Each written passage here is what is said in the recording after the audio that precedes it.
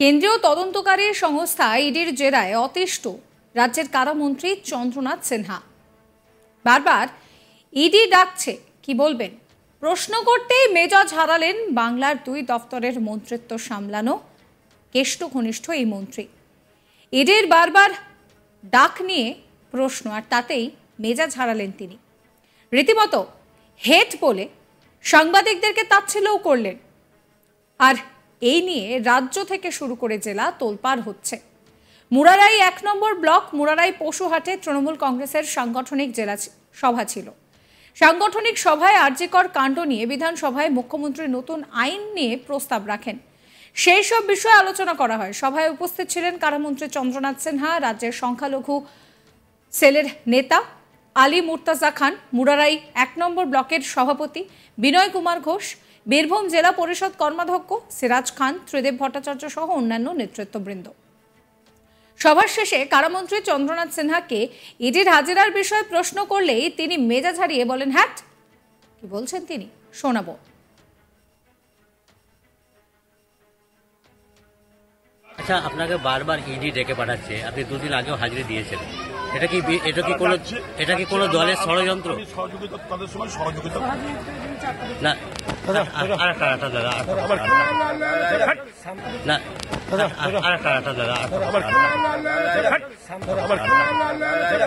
আচ্ছা, আপনাকে বারবার ইডি ডেকে পাঠাচ্ছে, আপনি 2 দিন আগেও হাজিরা দিয়েছেন। এটা কি কোনো দলের ষড়যন্ত্র? তাদের সময় সহযোগিতা।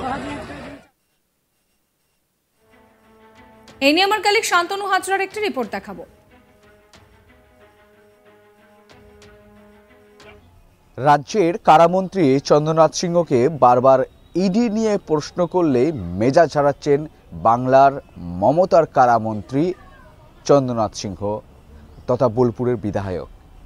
বীরভূম জেলায় বিভিন্ন কর্মসূচিতে তাকে দেখা যায়। তিনি কিন্তু রাজনৈতিক কর্মসূচি নিয়ে বিভিন্ন যে কর্মসূচি রয়েছে সেই কর্মসূচিতে যোগদান করছেন।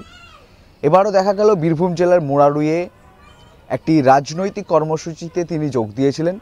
কর্মসূচির মঞ্চ থেকে কিন্তু উত্তরপ্রদেশের বিভিন্ন কাণ্ড নিয়ে কিন্তু তিনি বিস্ফোরক মন্তব্য করেন।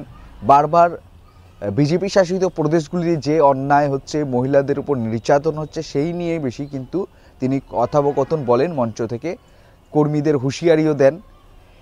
এরপরে যখনই মঞ্চ থেকে নেমে আসেন বাংলার কারামন্ত্রী বোলপুরের বিধায়ক চন্দ্রনাথ সিংহকে তাকে প্রশ্ন করা হয় যে ইডি আপনাকে বারবার ডাকছে, এটি কি বিরোধীদের ষড়যন্ত্র? তিনি প্রথমের দিকে তিনি কিন্তু উত্তর দিয়েছেন যে ইডিকে তারা সে সম্পূর্ণ সহযোগিতা করবে, তাও ভুরু কুঁচকে মুখ বেঁকিয়ে এইভাবেই উত্তর দিয়েছেন। ঠিক তার মুখের অঙ্গিভঙ্গি দেখে মনে হচ্ছিল যে তিনি কিন্তু এই প্রশ্নে একেবারেই খুশি নন। তিনি কিন্তু ইডির বারবার ডাক পাচ্ছেন, সেই ইডির ডাকে কিন্তু রাজ্যের কারামন্ত্রী বেশ অতিষ্ঠ। রীতিমতো তাকে যখনই ইডি নিয়ে প্রশ্ন করা হয় রাজ্যের কারামন্ত্রী একেবারে যে মেজাজ হারিয়ে তার মুখের ভঙ্গি দেখেই বোঝা যাবে। এমনকি যে সাংবাদিক প্রশ্ন করেছে তাকেও কিন্তু উনি মেজাজ দেখান। রীতিমতোই ইডি নিয়ে প্রশ্ন করলেই মেজাজ হারাচ্ছেন বাংলার মমতার কারামন্ত্রী। এমনই দৃশ্য কিন্তু বারবার উঠে আসছে বীরভূম জেলার বিভিন্ন রাজনৈতিক কর্মসূচি থেকে। এমনকি ইডি সিবিআই নিয়ে প্রশ্ন করলে মমতার নেতা মন্ত্রীরা কিন্তু ঠিলে সাংবাদিকদের সরিয়ে দেও, এমনও কিন্তু চিত্র একাধিক সভা, কর্মী সভা, সম্মেলনে কিন্তু দেখা যায়। এর কারণ কি? এ নিয়ে ভারতীয় জনতা পার্টির তরফ থেকে কিন্তু একরাশ কটাক্ষ আক্রমণ তীর ছুঁড়েছে রাজ্যের কারামন্ত্রীর দিকেই। তিনি বলছেন বাংলার মানুষের জন্য বাংলায় কারামন্ত্রী করা হয়েছে যাদেরকে, তারা হচ্ছে যে তাদেরকে ইডি বারবার ডাকছে। হয়তো তার প্রিয় কেষ্ট ঘনিষ্ঠ চন্দ্রনাথ, উনি হয়েছেন বর্তমানে কারামন্ত্রী। কেষ্ট এই মুহূর্তে রয়েছে তিহারে। এবার তাকেও, এই কারামন্ত্রীকে সারা জীবন হয়তো কারাগারেই চলে যেতে হবে, এমনইভাবে কিন্তু ভারতীয় জনতা পার্টির তরফ থেকে আক্রমণ করা হচ্ছে। অন্যদিকে বাম কংগ্রেস একই নীতিতেই বিজেপির কায়দাতেই তাদেরকে রাজ্যের কারামন্ত্রীকে কিন্তু এই নিয়ে আক্রমণ করছে। এমনটাই কিন্তু হচ্ছে বীরভূম রাজনৈতিক মহলে, যেখানে সকলেরই তীব্র কটাক্ষ আক্রমণ। বাংলার মমতার কারামন্ত্রী সারা জীবনের জন্য কারাগারেই যেতে চলেছে, কারণ তার প্রিয় কেষ্টবন্ধুও তো সেই তিহারেই বন্দী রয়েছে, অর্থাৎ সে কারাগারেই রয়েছে। এদের শেষ ঠিকানা, এদের শেষ ঠাঁই কারাগার। এর আগে চন্দ্রনাথ সিনহা তিনি ঠিকই জানিয়েছিলেন, শোনাবো। আচ্ছা, আপনাকে বারবার ইডি ডেকে পাঠাচ্ছে, আপনি দুদিন আগেও হাজিরা দিয়েছেন। এটা কি কোনো দলের ষড়যন্ত্র? আমি সহযোগিতা, তাদের সময় সহযোগিতা না, আরেকটা দাদা, না, আরেকটা দাদা, কি কর্মসূচি ছিল?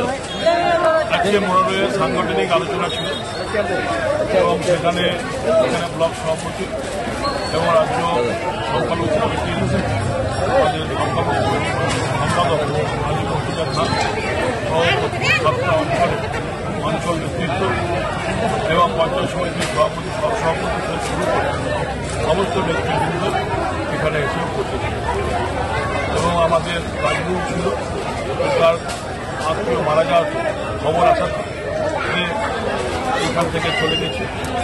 এই আসার উত্তর আমাদের সব কাজের উদ্দেশ্য একটাই, কীভাবে বাংলার একটা মর্মান্তিক ঘটনাকে কেন্দ্র করে রাজনীতি করার চক্রান্ত হচ্ছে। আমরা তার বিরুদ্ধে, ঘটনাকে আমরা ঘৃণা করি। এই ঘটনার চরমতম শাস্তি আমরাও চাই। মানুষ রাস্তায় নেমেছে, সেই আন্দোলনকে আমরাও সমর্থন করি, কিন্তু যারা চক্রান্ত করছে তাদেরও আমরা ঘৃণা করি। যে একটা মৃত্যু, তার মা বাবা, ওনার মা বাবা যেভাবে শাস্তি চাইছে এদের সেটাকে নিয়ে যারা রাজনীতি করছে তাদেরও আমরা অর্জন করি। তাই আমরা চাই, আমাদের বিল পাস হয়েছে, রাষ্ট্রপতির কাছে বিল গেছে, আশা করি নিশ্চয়ই উনি সই করবেন পরিমাণের বই। এই আইন হলে, এই আইনও ভারতবর্ষের মধ্যে বাংলাতেই প্রথম হবে, যেটা ভারত সরকারও করেনি, এই চরমতম আইন, এবং অন্যান্য রাজ্যেও হয়নি। তাই বাংলা ভারতকে পথ দেখাচ্ছে, যেটা আমরা আগেও বলেছি, মাননীয় মুখ্যমন্ত্রী বলেছে, সেটা আমরা কাজে প্রমাণ করি। আমরা শুধু কথা বলি না, আমরা কাজে প্রমাণ করি এবং তারপরে সাবস্ক্রাইব করবেন চ্যানেলটিকে।